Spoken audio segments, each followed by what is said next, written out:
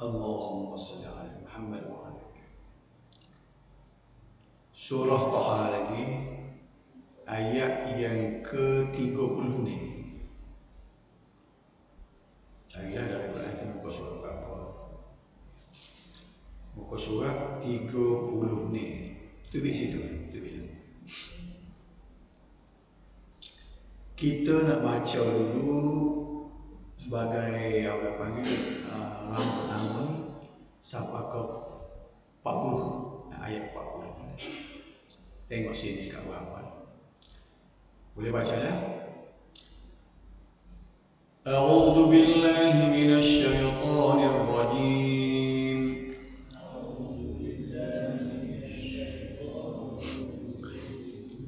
Bismillahirrahmanirrahim.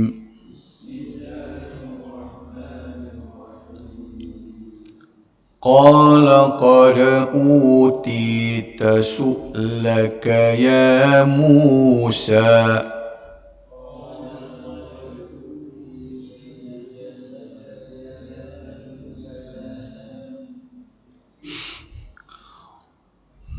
وَلَقَدْ مَنَنَّا عَلَيْكَ مَرَّةً أُخْرَى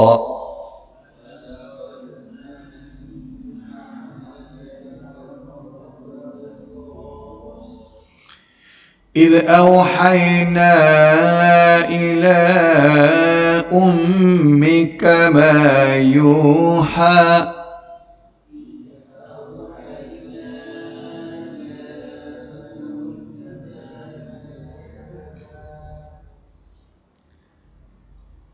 أن أقذفيه في التابوت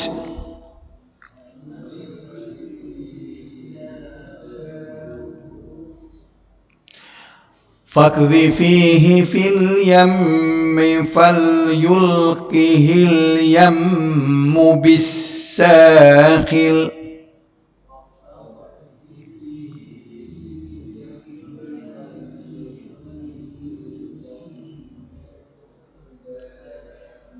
Kohor selalu kalau tak ada cikgu Hasan.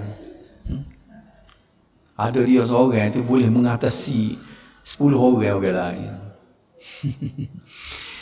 Ya'khudhuhu aduwwun li wa aduwwun lah.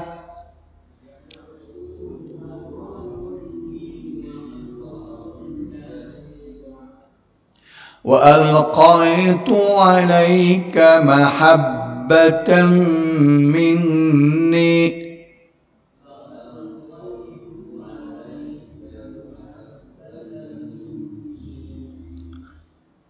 walitusna'a ala 'aini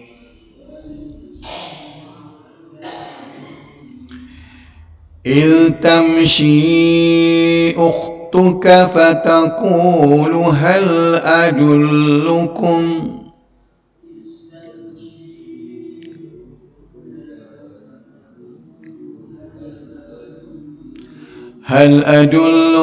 على من يكفله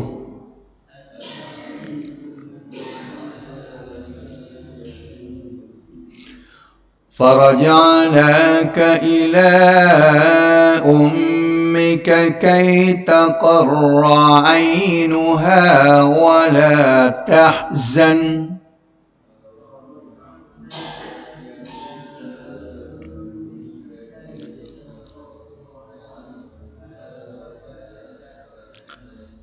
وقتلت نفسا فنجيناك من الغم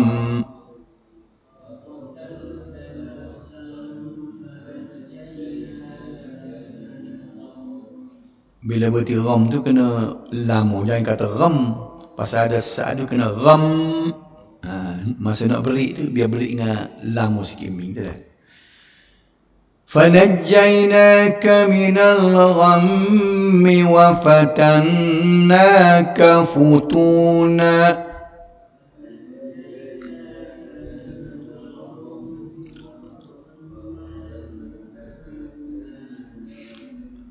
فَلَبِثْتَ سِنِينَ فِي ahli Madian.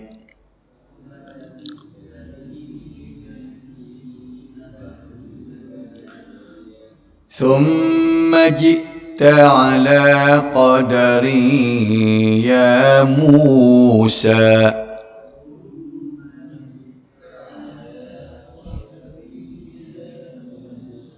Itu ayat 30 ni sampai ke 40. Baru kita tengok sesuai.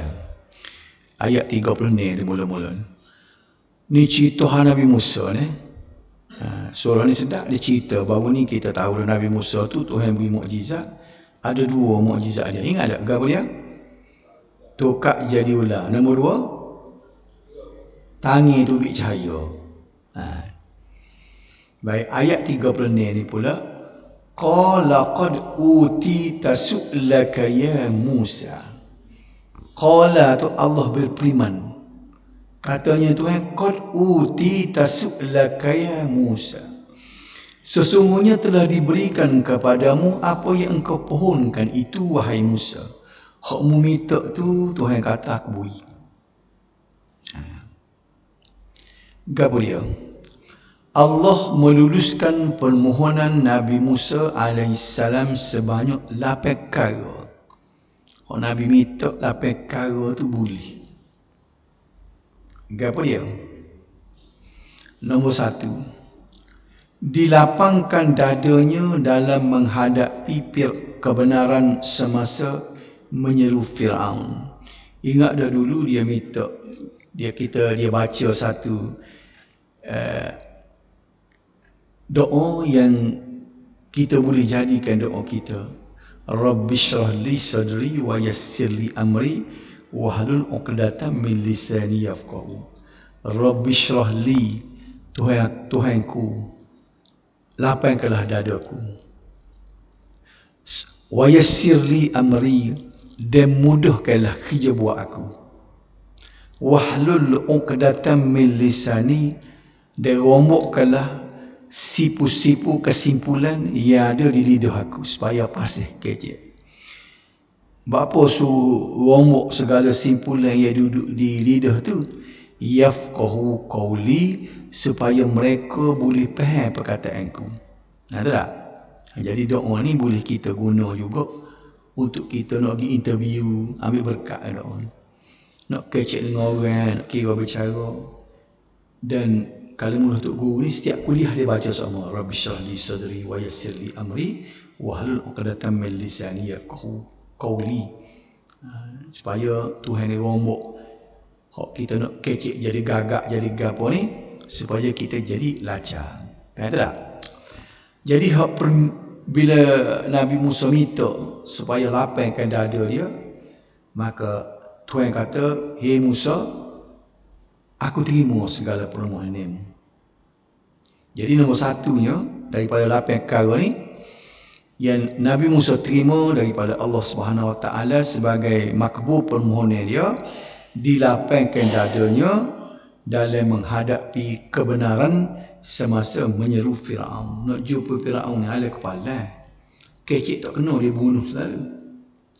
Raja yang tak ada raja yang boleh mengatasi dia pada masa tu. Kuasa besar dunia dia masa tu. Yang kedua, dimudahkan urusannya untuk menyampaikan perutusan Allah. Jadi mudah kerja dia. Gisi tu, gisi ni, nak segala benda-benda yang berkaitan dengan dakwah dia, jadi Tuhan mudah. Sebab tu dalam permohonan kita kan, kita patut kita baca semua bila nak kerja. Wa yassir li amri, tolong mudah urusan aku nak kerja hari ni. Nak bewah pun misalnya tak. Nak gitu orang nak bewah, nak berapa supaya jadi molek, jangan tak cukup gula hari ni. Wa yassir li amri, tolong mudah kerja buat aku. Kerja jarang kita baca muka ni dah. Kita walaupun kita kena, padahal kita baca tu tak sekira butuh tak butuh, biar jadi amalan kita bila nak buat satu benda. Nampak tak? Ada guna. Nabi Musa buat dah. Baca ni doa yang Nabi Musa berdoa. Jadi kita nak ambil lah berkat doa dia. Jadi tak patutlah kalau kita tak hafal doa ni. Tak. Dia boleh apa ni tak? Rabbi syrahli, apa berlaku dia? Rabbi syrahli sadri wa yassir li amri wahlul 'uqdatam min lisani yafqahu qawli.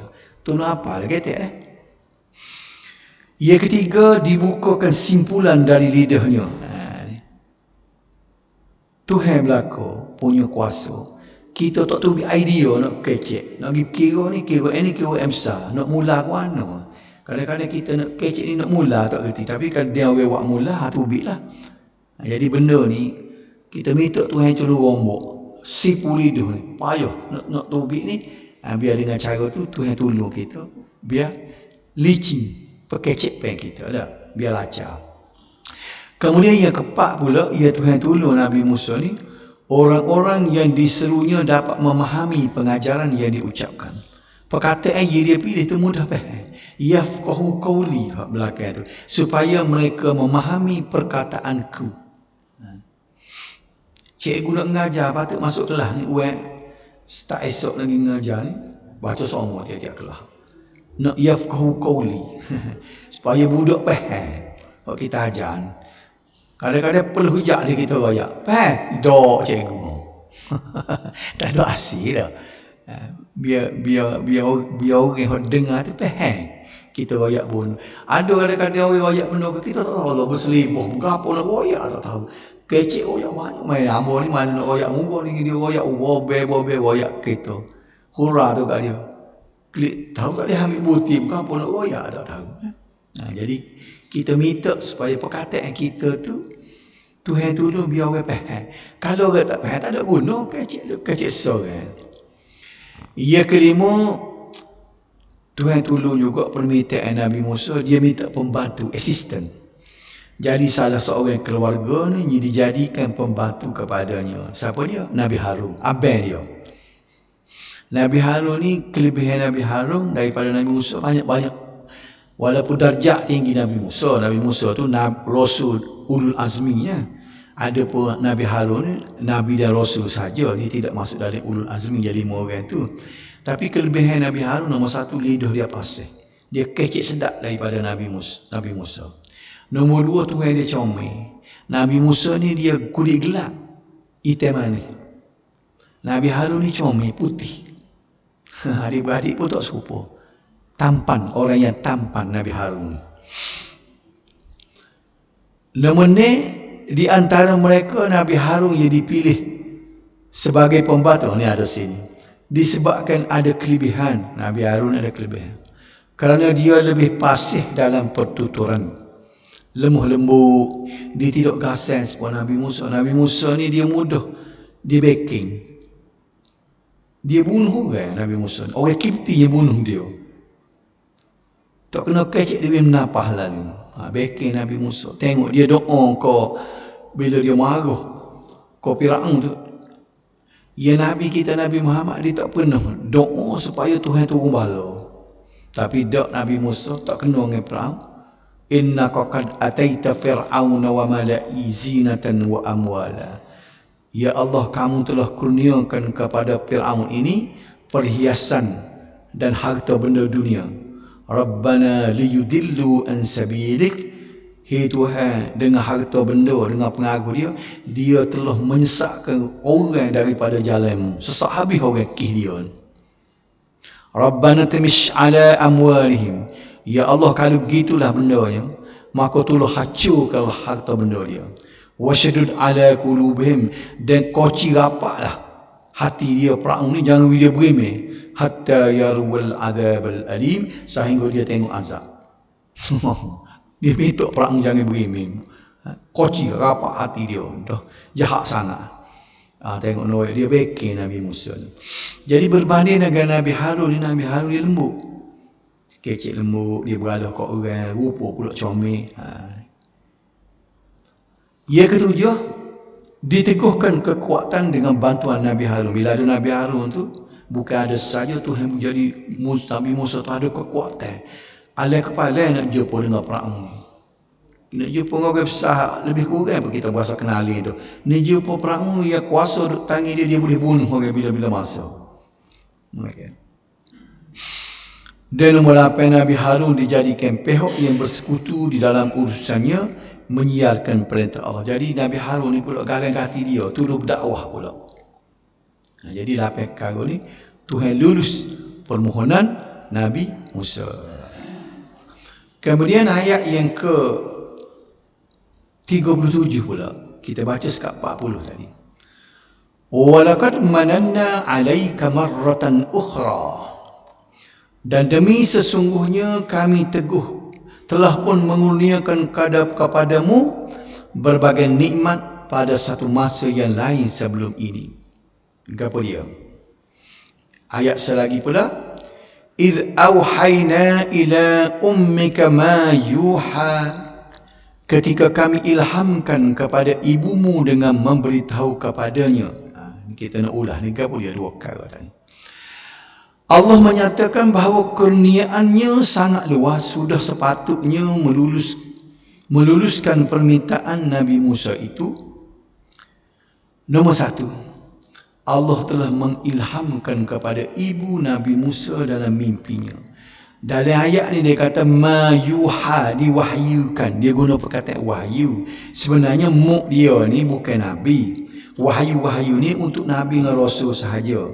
Tapi Tuhan guna perkataan wahyu, yuha sini, walaupun wahyu dia beri ilham kepada dia, tapi wahyu di sini nama dia ilham. Sebab orang manusia lain pada Nabi Rasul tidak layak terima wahyu. Kita kadang-kadang Tuhan beri ilham. Kita duduk semaya, ajak semaya istiqarah ke apa, tiba-tiba Tuhan beri berat hati nak buat pilihan. Itu ilham.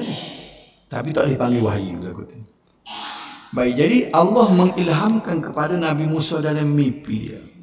Bila dia beranak kecil itu, anak jantan, Firaun telah buat ada peraturan tu, bi undang-undang siaran dah. Siar kok suat khabar radio TV dah. Kalau bahasa lah ni. Orang tahu belakang dah. Mana-mana orang yang beranak jantan, suruh ke dia bunuh.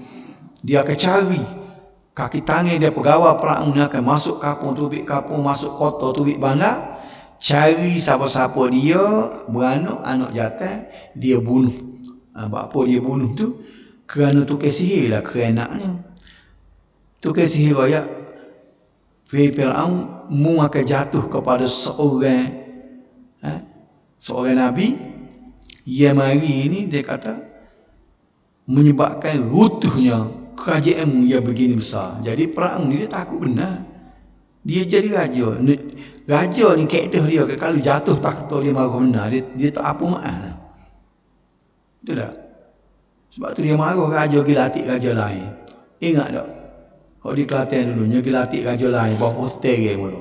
Dia marah-marah suruh, tak maaf pak ni, pak mati dia tak maaf. Jadi perangai raja ni tak boleh cabar takhta dia. Jadi Firaun ni bila tukar sihir dia kata satu masa nanti tuanku, kerajaan tuanku ni jatuh. Ada seorang laki-laki. Dia menjadi memimpin ummah dan akan jatuhnya kerajaan tuanku ni. Dia percaya ke tukar ramalan dia untuk nuju dia. Maka dia dinasihatkan oleh pegawai-pegawai dia, wazir-wazir dia, lagu mana nak buat. Kita kutip bunuh habis orang jantan. Tengok dia mikir sikap. Kalau tak ada orang jantan, apa lagu mana? Kutip bunuh, mati-mati habis orang ni. Tak ada orang jantan, dengan tino saja. Nak kerja kan? Orang tino pun rugi, tak ada tu lelaki, tak ada pemimpin. Tengoknya tu fikiran dia kata. Ciri-ciri dia jadi bodoh situ dia. Kerana takut dah. Orang ni kata takut dah jadi bodoh. Maka bila Nabi Musa melahirkan Nabi Musa, bimbanglah dia sudah kerja dah lah. Tahu dia pegawai-pegawai, wazir-wazir Firaunnya bunuh anak aku ni. Sayang merah-merah baru beranak ni. Maka Tuhan beri ilham kepada dia lagu mana? Buku-buku anak. Ibunya sangat takut kalau bayinya ditemui oleh Firaun nescaya dibunuhnya. Ni ilham lagu mana? Ada dalam ayat yang 39 tadi. An akdhifihi fit tabur fakdhifihi fil yam falyulkihil yam bisahil ya'khudhu aduwwun li wa aduwwun lah wa alqaitu alayka mahabbatan minni walitusna ala aini. Ini dia cerita lagu mana ilham dia saat ni. Bila takut anak dia kena bunuh. Kalau beranak tina tak ada masalah. Terjemah yang ayat tadi, letakkanlah anakmu di dalam peti. Macam mimpi lagu tu. Suruh buah anak dalam peti. Kemudian lepaskanlah peti itu ke laut. Maka biarlah laut itu membawanya terdampai ke pantai, supaya dipungut oleh musuhku dan musuhnya. Pelik Tuhan kata, musuh Tuhan kata musuh aku pungut dia. Dia musuhmu juga.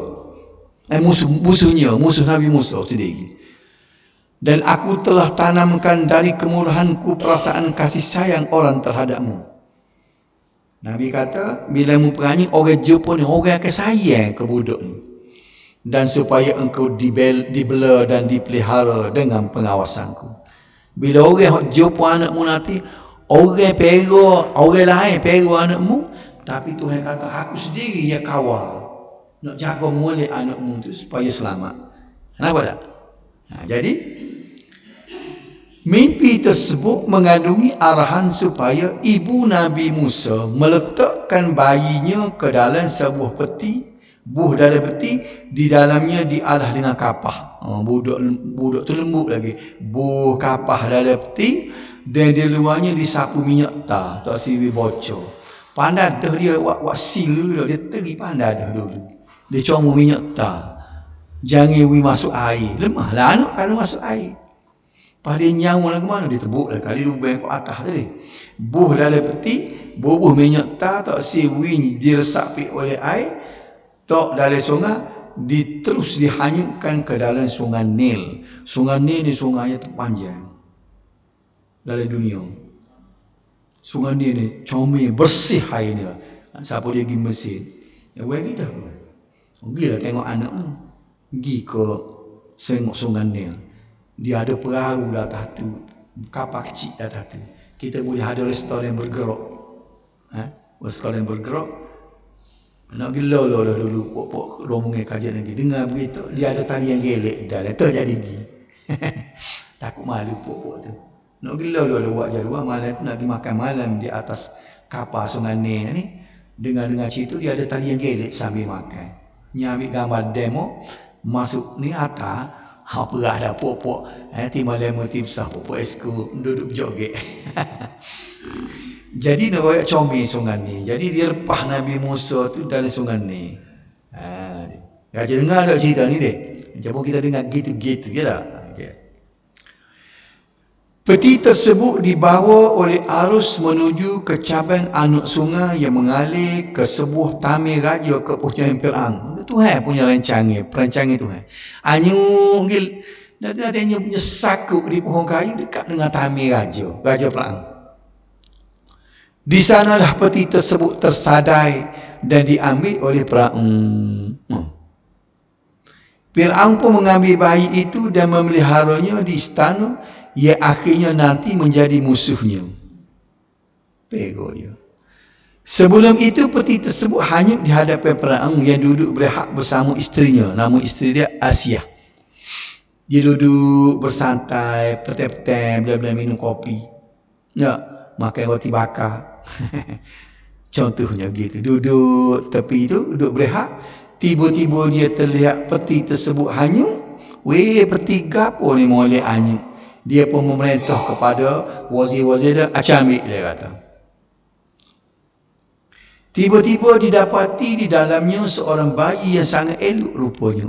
Comel budak ni. Ingat molek cerita ni boleh banyak orang. Bila naik tu tengok rupa comel, maka Allah mentakdirkan rasa kasih di dalam hati Fir'aun, lalu diambil sebagai anak akak. Kita ambil buat anak akak ni, lagi pula ni jatah ni kita nak bunuh kali jumpa anak jatah, tapi tak usah bunuh, muka kita sendiri pera tu tak. Tak nak lawan kita. Dia terfikirlah betul. Padahal anak jatah orang dia kutik bunuh, jumpa bunuh. Tapi hak ni dia kata, bahawa dia je kita ambil pera lah. Jatah kena bunuh, dah tak payah. Bini dia kata, kita pera, tak kita pera, dia terima kasih kita, tak nak lawan, tak apa tak? Ambil lah buat anak akak. Pak kita kata apa jadi lama perang. Pera anak akak apa jadi dance bahaya. Kena ingat orang kami dulu 300-400 tahun duduk. Nabi Nuh ni dekat-dekat Nabi Ibrahim, kat 1000 tahun. Ada dulu disebut. Kalau tidak 800, 700 tahun. Duduk. Disebut dalam satu riwayatnya, rambut Nabi Nuh saja, Nabi Musa ni kan. Nabi Nuh pula kata, Nabi Musa kan. Bertukar macam-macam kalah. Daripada hitam uban, lepas uban jadi merah, lepas tu kelip hitam balik. Dah nak cukup beratus tahun. Lama dia duduk atas dunia. Jadi perolah Fir'aun tadi. Pemeliharaan yang cukup Fir'aun terhadap Nabi Musa di dalam istana semata-mata di bawah perhatian dan jagaan Allah Subhanahu Wa Taala.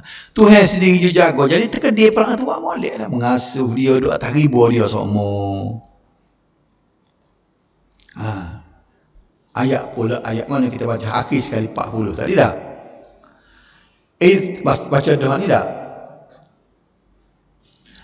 إذ تمشي أختك فتقول هل أدلكم على من يكفله فرجعناك إلى أمك كي تقر عينها ولا تحزن وقتلت نفسا فنجيناك من الغم وفتناك فتونا فلبثت سنين في أهل مدين ثم جئت على قدر يا موسى.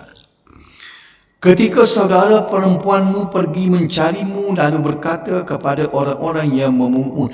Tengok terjemuh dulu. Ada pendengar lepas ni. Ketika saudara perempuanmu pergi mencarimu lalu berkata kepada orang-orang yang memungutmu. Ni ayat ni Tuhan kecek Nabi Musa. Musa mu tolong ingat. Tika mana saudara perempuanmu, sebenarnya sini mak saudara dia, pergi mencarimu lalu berkata kepada orang-orang yang memungut. Dia pergi cari Nabi Musa, mak saudara dia pergi cari. Maukah aku tunjukkan kamu kepada orang yang boleh memeliharanya? Mak saudara dia royak ke Fir'aun. Maka dengan jalan itu kami mengembali kamu kepada ibumu. Dengan cara ni Nabi Musa boleh klik balik ke mak dia, supaya tenang hatinya dan supaya ia tidak berduka cita kerana bercerai denganmu. Siapa dia rasa tak berduka cita, tak berasa sedih? Anak merah-merah peranyut, bukan wikot orang ni berasa dah peranyut laut. Besar cabaran dia tak. Sayang kat anak tapi terpaksa, takut mati peranyut laut. Dan semasa engkau membunuh seorang lelaki, lalu kami selamatkan engkau dari kesusahan pembunuhan itu. Ni dia ayat siri-siri cerita Nabi Musa. Ni bila dia besar pula, Nabi Musa ni bunuh orang, tapi Tuhan selamat Nabi Musa. Dan kami telah melepaskan engkau berkali-kali dari berbagai-bagai cubaan. Tuhan ingat Nabi Musa, Musa, mu kena ingat, macam-macam dah aku buat kamu, lepasmu daripada bala. Kemudian engkau tinggal dengan selamat beberapa tahun dalam kalangan penduduk negeri Madian. Dan Nabi Musa pula lari daripada Mesir ke Madian. Setelah itu engkau sekarang datang dari sana pada masa yang telah ditentukan, wahai Musa. Dan pada masa duduk di Madian itulah, mari tu waktu ketika yang kena pada tempatnya, situlah Tuhan latih Nabi Musa menjadi Rasul. Kita tengok ulasan dalam ayat tadi. Ayat ni cara ringkas. Sebab tu ayat Quran kalau baca tak faham, nak takut buat nak cerita lagu tu, apa tak? Jadi itulah dia mentafsir Al-Quran ni. Hadis Nabi pula mari mentafsirkan Quran. Lagu mana? Sudah tentu ibu Nabi Musa sangat berduka cita apabila berpisah dengan anak kecilnya. Tak? Ingat cerita tadi, jangan hilang pucuk tadi. Lepas peranyut tu mestilah pagi petang siang malam duk teriuk berduka cita. Anak peranyut sungai. Namun Allah Subhanahu Wa Taala sentiasa melimpahkan rasa belah kasihan kepadanya. Dia segera menyuruh kakaknya mengintip dari jauh. Mak dia saat ni bila lepas peranyut, dia tidak peranyut saja. Bila dia peranyut, dia suruh dia menyamar, tak kenal dia tu jalan ikut tepi sungai tengok. Peti tu nak pergi lakuan. Tidak lepas bola. Dia nak pergi tengok sendiri, dia takut orang tahu. Dia bayak mak saudara dia, cuma pergi tengok. Kan? Dia segera menyuruh kakaknya mengintip dari jauh dan secara sembunyi berjalan mengikut arah peti tersebut hanyut sehingga sampai ke istana Fir'aun. Lepas tu bila dia tahulah Nabi Musa tu, tak apalah, mak saudara dia pun kelik lah. Dia ambil ke perang dah, dia kata. Dia kelik di rumah, buat balik Nabi Musa pula Tuhan terkedik enggan menyusu. Kami dulu nak beli susu dah letih tak ada lagi. Dah seledi tak ada lagi masa tu. Apa kata menyusu? Menyusu orang lah tak. Susu tak ada lah. Tapi Nabi Musa ni jenis tolak belakang. Tukang susu ni dia tolak. Tak ada apa. Pusing dah perangnya. Berapa ramai perempuan yang cuba menyusunya supaya ditolak. Tak ada apa dah. Lapar budak. Nak pergi apa dia? Alternatif. Takkan nak pergi makan yang kerah-kerah tak boleh lagi budak. Orang dulu dia boleh buat pisau-pisau lecik tau. Tak ada nak buat perang. Bila tak ada nak buat tu, mestilah dia seorang raja. Dia akan istihar. Siapa dia boleh tolong anak akak aku tak menyusu. Ketika itulah kakak dia tadi, ibu kepada Nabi Musa tu orang tak kenal. Dia tahu dah, mesti kalau ngemuk dia nak menyusu. Dia pun menyamar, dia masuk dalam istana mencadangkan pada Firaun supaya perempuan yang boleh menyusukannya. Dia kata, nak kepada tuanku, kalaulah patik buat mari seorang perempuan yang boleh menyusukan dia. Ramai orang dia tolak tak siap menyusu. Mestilah Firaun nak. Setelah dipersetujui oleh Firaun, lalu dibawanya ibu Nabi Musa dan dapatlah Nabi Musa hidup kembali bersama ibunya di istana. Tak ada pasal-pasal. Jadi muk dia boleh tupai sini. Duduk di istana tak payah cari makan. Tengok Tuhan rancang dia. Jadi sebentar lah muk dia duduk cerita. Perangnya sebentar. Duduk berapa lama? Dah berapa minggu ke? Dengar berita Firaun ada masalah budak tak siap menyusu. Ada idea dia. Gila tolong perang pun terima kasih ke dia. Mana orang boleh menyusu? Mari. Bui sedang molek muk dia. Duduk sini kan dia kata. Nya gaji ke Firaun lah pula. Habis cerita ketika dia menyusu tu pula. Ketika Nabi Musa, dalam ayat tadi dia sekali lah katakan.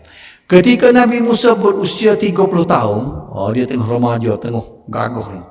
Dia telah membunuh seorang kafir Kibti, orang Mesir. Dia bunuh orang Mesir. Ia bertengkar dengan seorang daripada Bani Israel. Nabi Musa ni, Bani Israel ni pengikut dia. Orang dia. Dia bertengkar ni masalah agama. Jadi kerana dia mahu membela orang beriman, dia nak bela orang Bani Israel tu, dia pergi bunuh orang Kibti, orang kafir. Bila bunuh, dia akan dibunuh balas Nabi Musa ni. Firaun sebagai raja Mesir tu akan igak orang membunuh. Jadi perbuatan tersebut menyebabkan Nabi Musa ketakutan. Takut dia nanti dihukum Firaun. Maka terpaksalah dia melarikan diri ke Madian. Dalam Quran disebut di Madian. Dia gila di Madian. Itulah sebab Nabi Musa lari ke Madian. Bila dia lari ke Madian, kemudian Allah menyebut semula beberapa siri ujian yang dihadapi oleh Nabi, iaitu tindakan Firaun membunuh semua lelaki. Jadi dalam ayat akhir tu Tuhan sebut beberapa ujian. Start daripada Firaun bunuh anak-anak laki-laki. Lepas tu Nabi Musa dihanyut ke dalam sungai, dipungut oleh Firaun sebagai anak angkat, enggan menyusu dengan semua perempuan. Kemudian semasa kecil Nabi Musa ketika Firaun duduk Pero tu, dia tarik janggut Firaun. Tuhan bunyi mana dia bercidah ke Firaun. Bila Firaun duduk atas riba dia, ajar patung, ajar menyanyi, dia kelih janggut Firaun, dia senjuh. Enggak budak nyuh dengan sakit kalau aduh Firaun kalau budak ni dia backing. Siapa Firaun nak bunuh budak ni kan.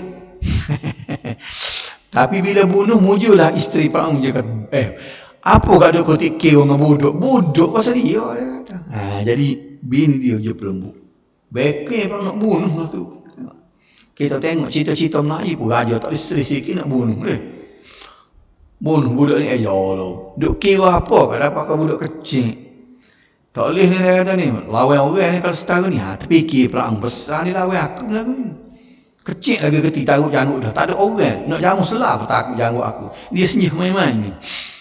Dia kata bodoh kan. Dia kata budak ni cerdik. Kata Firaun sesa ni. Bodoh dia kata. Jadi lagu mananya? Kemudian Nabi Musa diuji lah. Atas cadangnya isteri dia. Uji dia. Dengan memberi pilihan antara, ada ayat kita bicara mula. bara api dengan batu permata. Hak ni comel batu permata lik. Lepas tu hak so lagi bara api.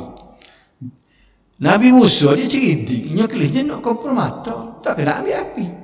Tapi Jibril, dalam ayat dulu kita minggu lepas lah, Jibril tepih tangan dia jamuh api, buh lidah dia terbakar. Tu sebab dia jadi tak pasih tu. Nabi Harun itu tolong dia kan untuk berbicara. Jadi katanya isteri perang, tengok tu. Bodoh kan. Baru api dengan permata pergi pilih baru api. Ciri mana? Legalah perang. Jadi Tuhan sebut dia tolong. Tuhan tolong. Kalau tidak mati dah Musa tu. Lepas tu ujian lagi dalam perjalanan menuju Madian. Dia nak pergi ke Madian tu.